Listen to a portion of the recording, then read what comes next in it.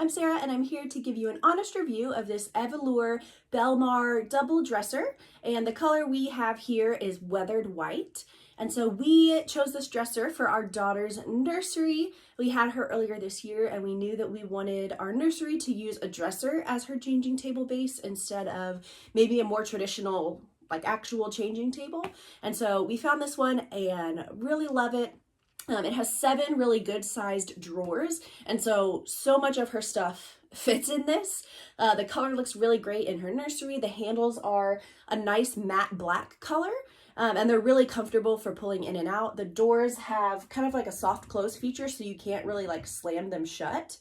And it holds a lot of stuff on top, and so it holds her changing table, her diaper caddy, this is her wipe holder, and behind that even is her sound machine. And so it fits a lot of stuff. It's really good quality. We have really enjoyed using it this year, and if you're looking for something like this for your nursery, this is a must buy.